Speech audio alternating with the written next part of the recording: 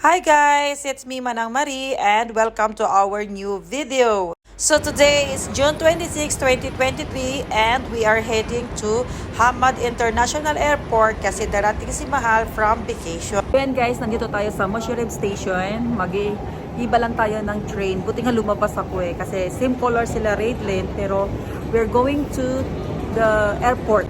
At dumating ng ating train going to the airport. At kung napansin nyo kanina guys, nasa Moshirib tayo at doon tayo nag-interchange. So yan guys, malapit na tayo sa Hamad International Airport and by 2:35 magalanting na yung aeroplano. So medyo maaga po tayo ngayon. So mas mabuti na yung maaga kaysa late tayo.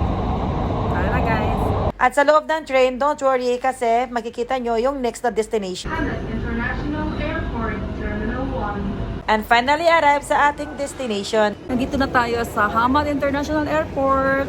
So, Terminal 1. Yan. Susundo na po tayo. Tara na, samahan nyo tayo guys. Samahan nyo ako. Sunduin natin si Jay.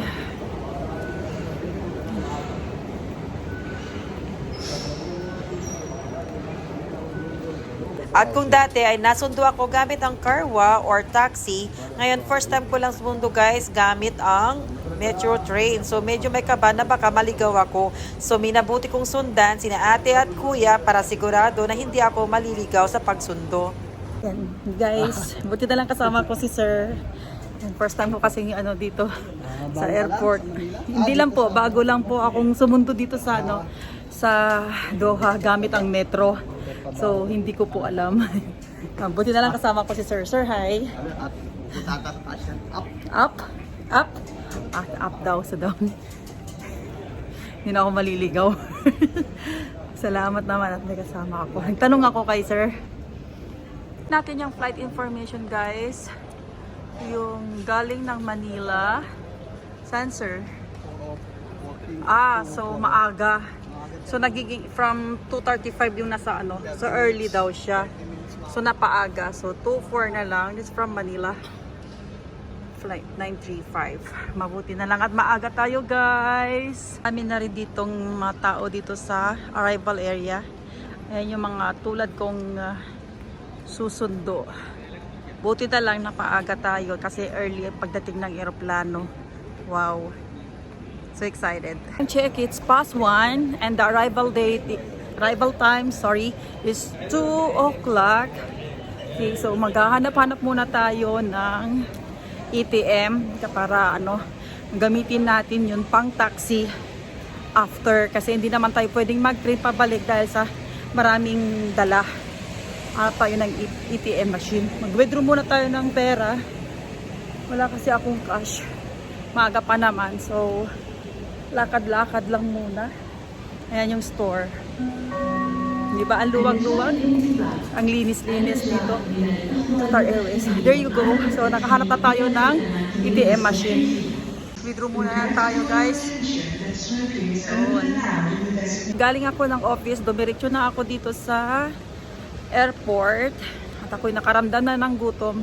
Bili muna tayo ng pagkain natin na muna dito sa Costa Cafe. Bili tayo ng makakain natin kasi gutom Jones. Gutom Jones na ako guys. Check muna natin anong mayroon. So bili tayo ng pagkain kahit soft drinks na lang. Pantawid gutom.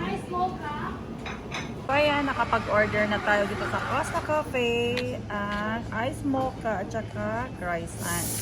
There you go.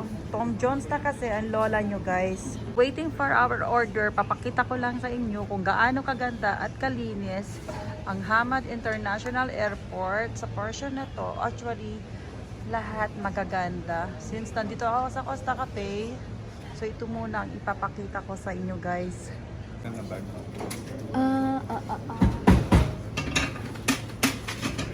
So hayan, flight QR935 from Manila. So the status is arrived na po siya. Tara na po guys, salubungin na natin. Sa totoo lang guys, I am very excited to see him na. Lalakas ng kaba ng puso ko.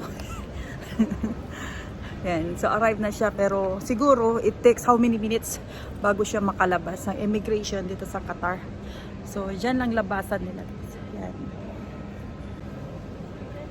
So, update guys. Nandito na siya. Tumawag na siya na nasa baggage claim na.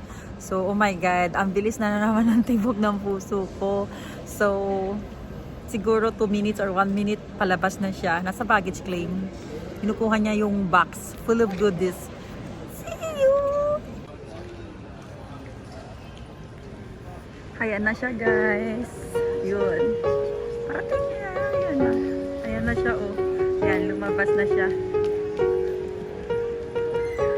Tara na, sunduin na natin.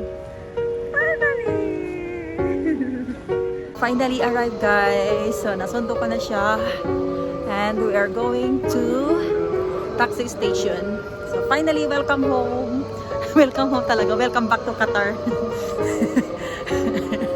So, yeah. So, thank you for watching guys. Bye!